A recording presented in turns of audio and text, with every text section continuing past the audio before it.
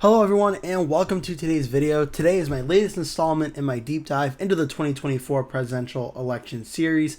Today's video focuses on the all-important swing state, the all-important battleground of Wisconsin.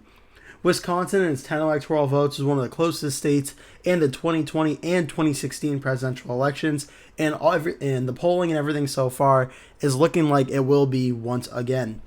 As I'm going to show you in this video, the polling is incredibly tight, recent election results are incredibly tight, and Wisconsin can truly go either way, and it is so incredibly close that whoever wins this state very well may win the 2024 presidential election.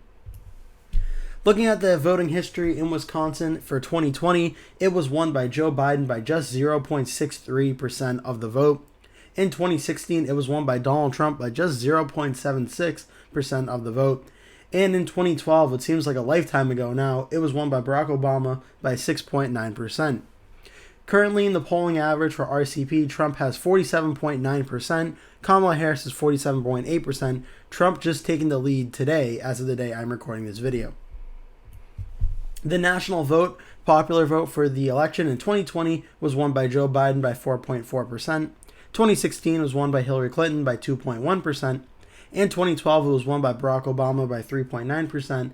That leads to an average of 3.5% for the popular vote. Looking at 2024, the head-to-head national matchup of Donald Trump versus Kamala Harris, Harris currently holds a 1.5% national lead, once again, as I'm recording this video, but that 1.5% is 0.6% behind what Hillary Clinton got in 2016 when she won the popular vote but lost the Electoral College, so that is significant and worth noting. How Wisconsin is voted compared to the national popular vote. In 2020, Wisconsin, despite going for Joe Biden very narrowly, voted 3.77% more Republican than the popular vote. In 2016, when Donald Trump won the state of Wisconsin, it voted 2.86% more Republican than the national popular vote. And in 2012, Wisconsin for Barack Obama voted 3% more Democratic than the popular vote.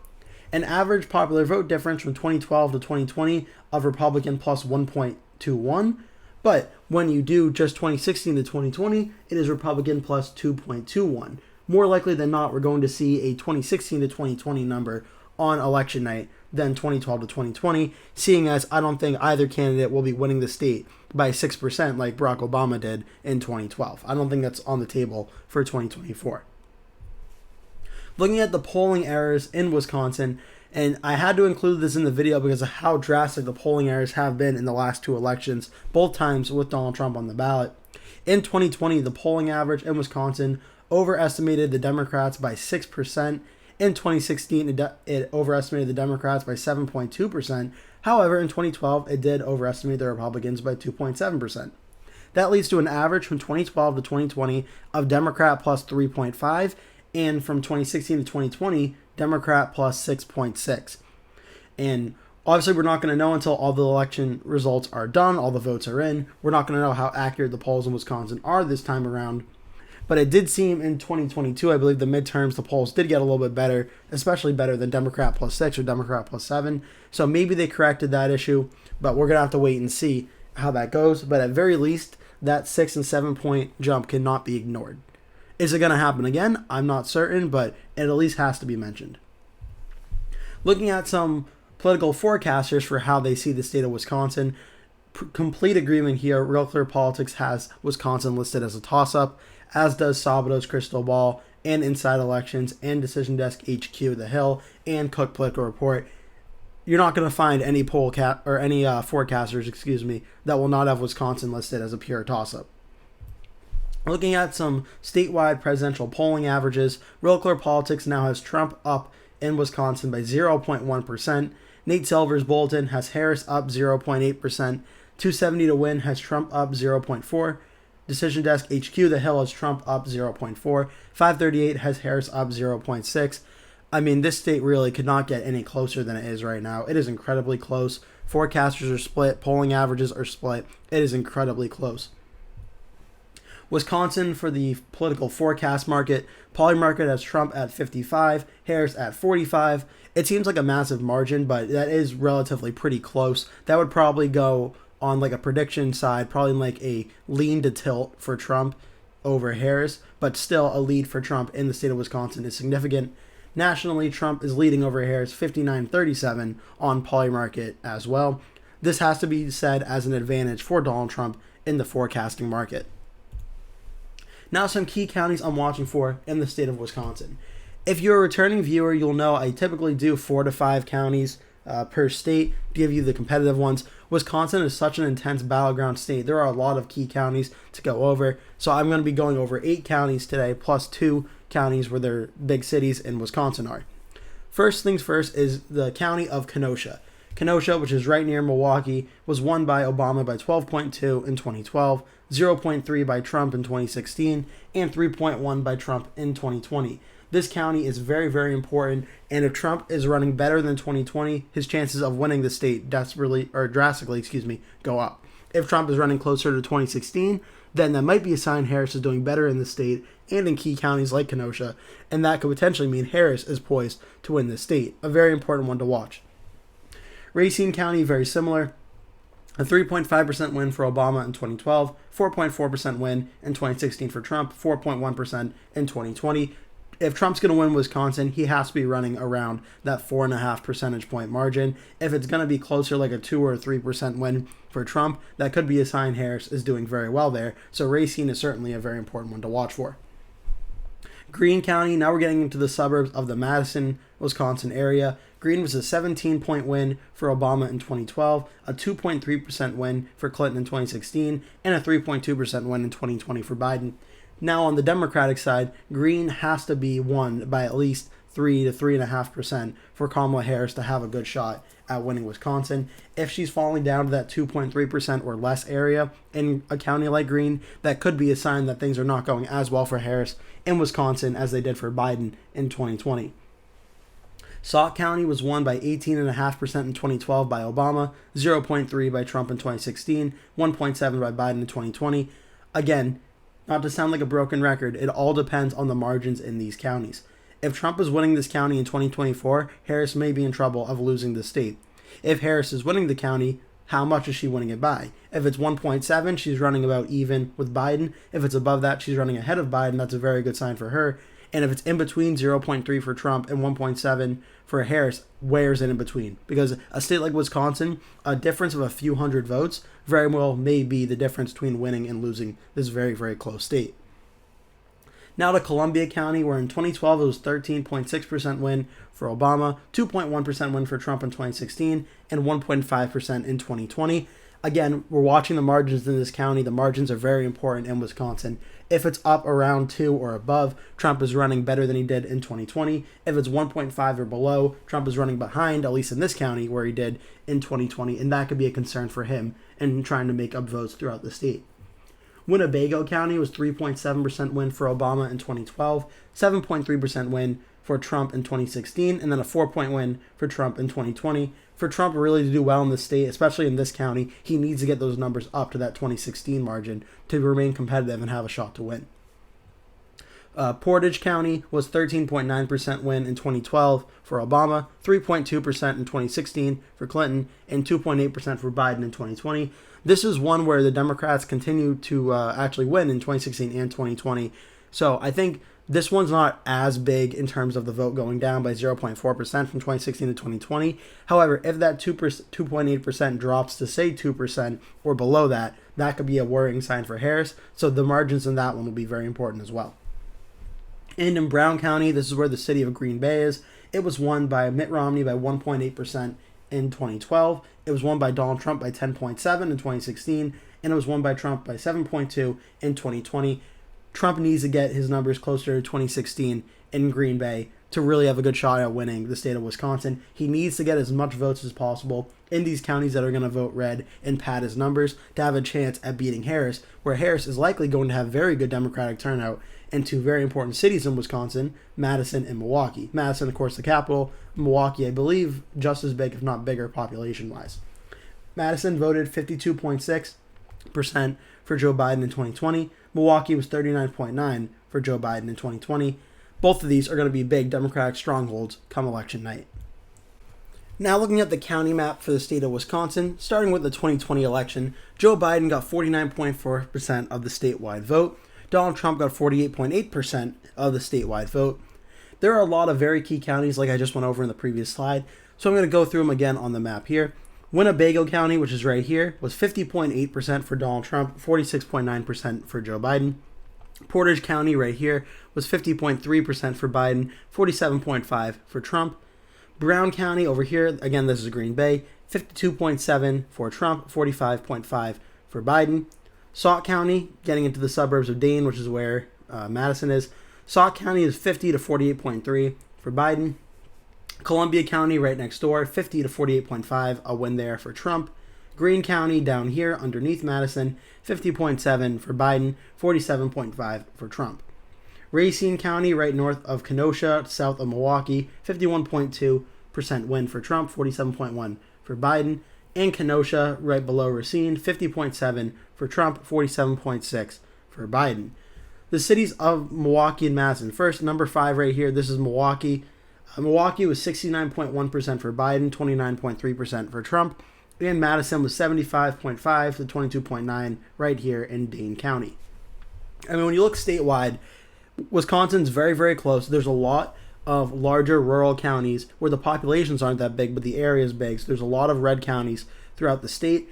And then the main keys to watch, if I haven't made it clear enough already, is the surrounding suburbs around Dane County and around Milwaukee. These areas are where the election is going to be won.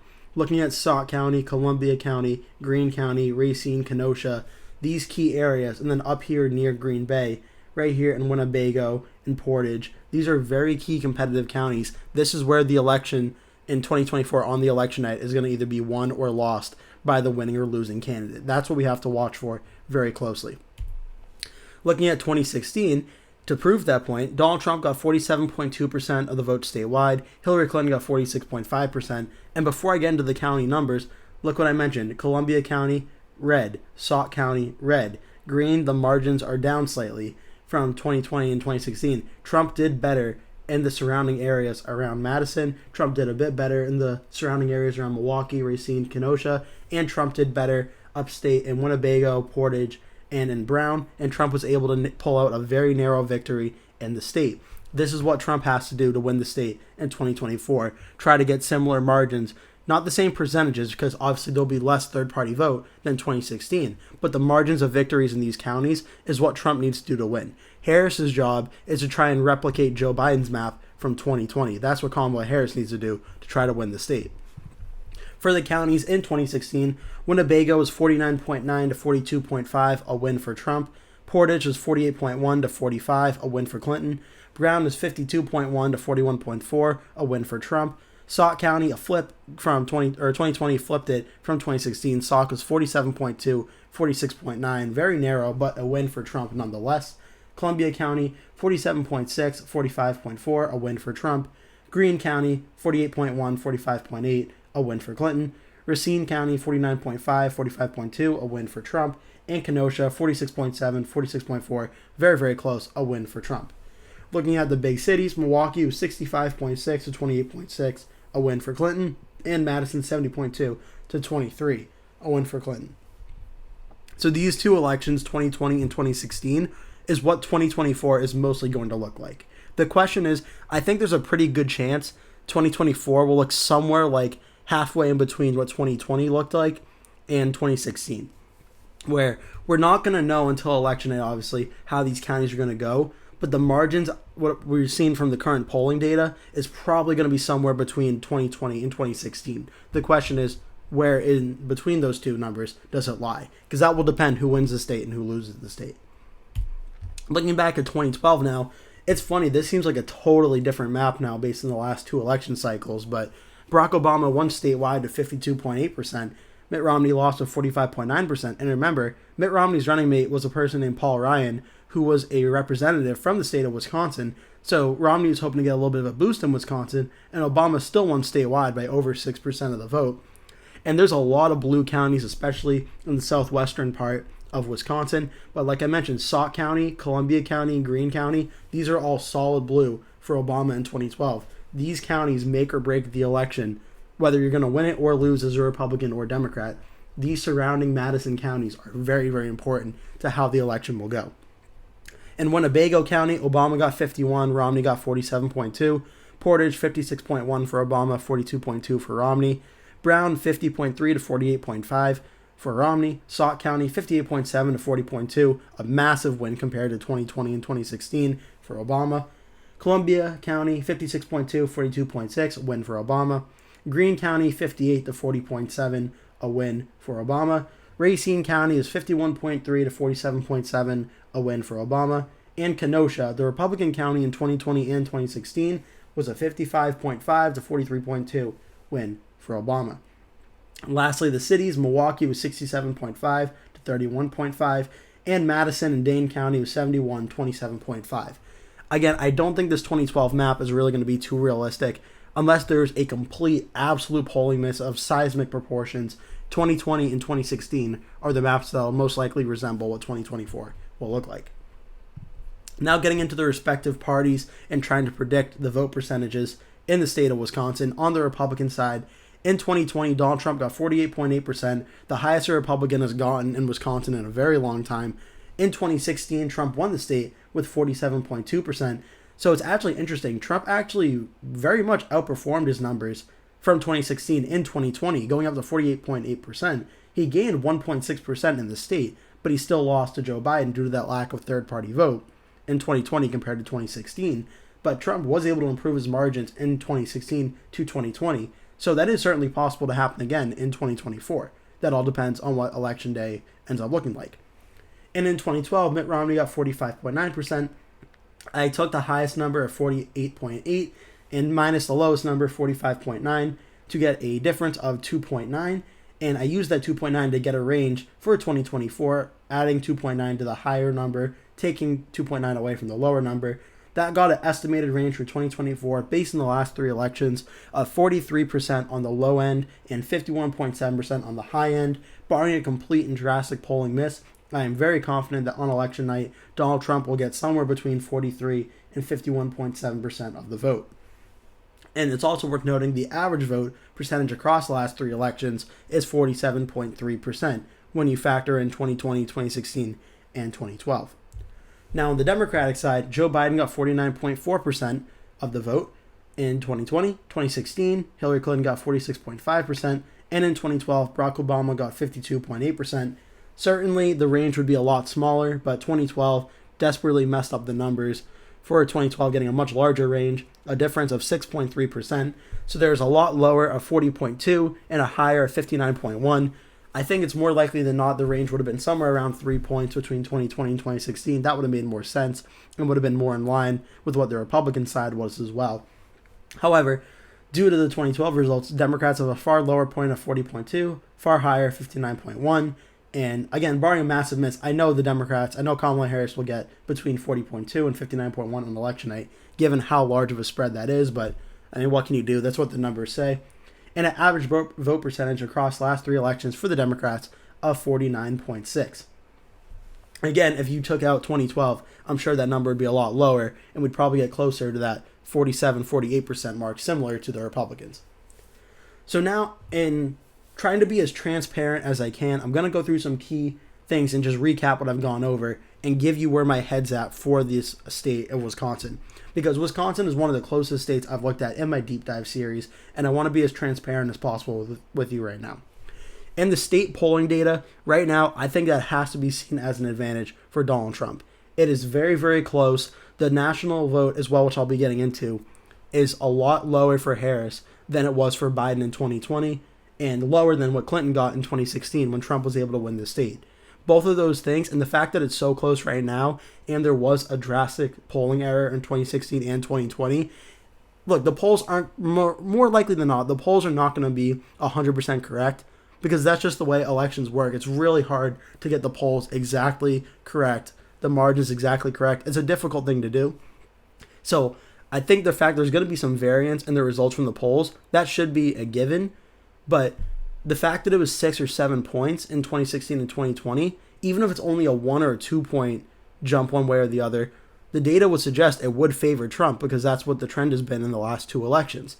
And Trump is already leading right now, depending on which polling average you look at. That has to be seen as benefiting Trump at this point in the election. Now, of course, some polls could come out next week that completely changes this and discredits this. That's totally fine. But right now, as of the day I'm recording this video, that has to benefit Trump. As well as the polling momentum, which had Harris leading really since about September. Harris was leading in Wisconsin, and now Trump has pulled ahead very, very slightly, incredibly close. But the trend has been Trump has been gaining and gaining in this state, and pretty much every single toss-up state. That has to be seen as a win for Trump as well.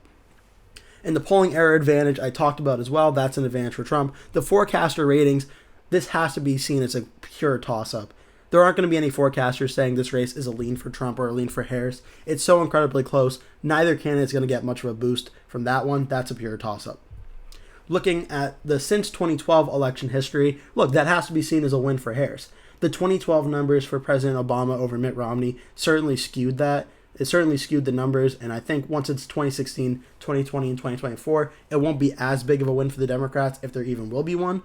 But factoring in 2012 into the history, Wisconsin, that has to be seen as a win for Harris. It just has to. As for the political forecast markets, look, that's a win for Trump as well. Trump has skyrocketed in those in the last few weeks. He has now pulled ahead of Harris nationally and in the state of Wisconsin. That has to be seen as a win for Trump. For the Cook PVI, I haven't talked about that much in this video at all, but the Cook PVI for the state of Wisconsin is about in between even to 2 points. So given that for the Republican side, to be clear, it's 0 to 2 for the Republicans, that also has to be seen as a win for Trump. That's kind of similar to what I was doing with the how much does Wisconsin on average vote to the right of the popular vote. You can kind of think of that in a similar way. Lastly, looking at the trends from 2012 to now, I mean, look, Wisconsin's gone a lot redder from 2012 to now. That's kind of a fact. I mean, I showed you the numbers and how close they got. It was a 6-point win for Obama in 2012. When Biden won it in 2020 and flipped the state, it was only a 0.63% win. And that was with Trump winning the state in 2016. You have to consider Wisconsin as a trending Republican state since the 2012 election. So overall, the polls are incredibly tight, and it's certainly winnable for both candidates.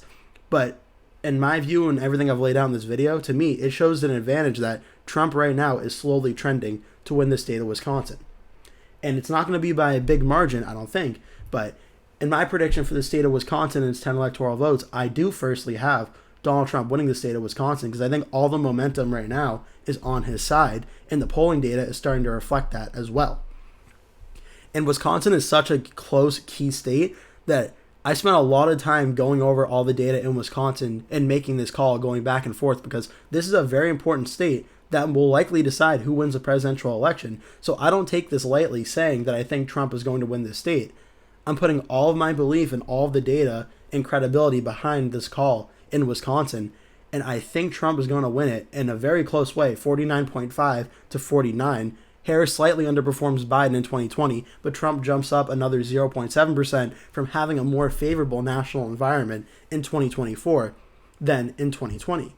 If the polling data is correct, and the polling and the national average right now for Harris versus Trump is about 1.5, that's going to be almost half or double or literally half of what 2020 was, where Biden barely won the state by 0.76. So if that's cut in half, Trump should be able to narrowly pull out a win in Wisconsin. And that's with giving some wiggle room that maybe Harris nationally gets up to 2 points, does a little bit better.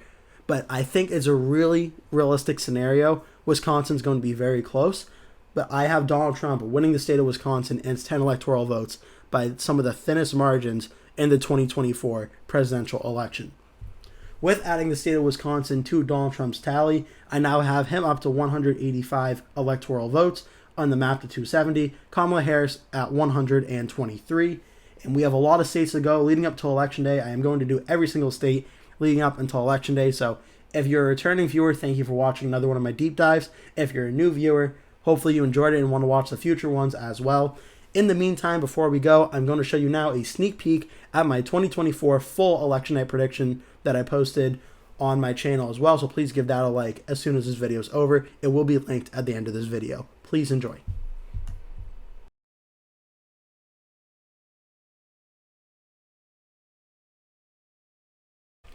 It is now 9 p.m. on the East Coast, and we have a second huge poll closings of the night, including several key, very important battleground states. The states with their polls closing right now are Arizona, Colorado, Kansas, Louisiana, Michigan, Minnesota, Nebraska, New Mexico, New York, North Dakota, South Dakota, Texas, Wisconsin, and Wyoming. Now let's take a look at what projections we can make at this time. Now to the state of Wisconsin, another very important battleground state in this election. The polls have remained extremely tight leading up to Election Day. It is a very, very important state to both Donald Trump and Kamala Harris's pathway to victory, and we can say right now it is too close to call in the state of Wisconsin.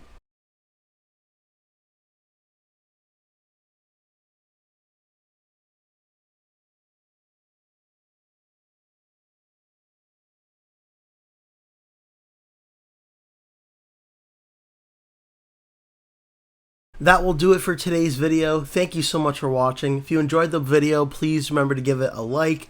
And if you really liked it, please remember to click the subscribe button. And make sure you turn post notifications on so you always get notified when I post a new video. That way you never miss one. Also, please remember to share this video with your friends and family if you really, really, really like the video. And remember to stay tuned because I'll be posting at least one video every single day leading up until Election Day, so I'd really appreciate it if you keep coming back and watching those videos. Thank you so much for watching, and I hope to see you in a future video.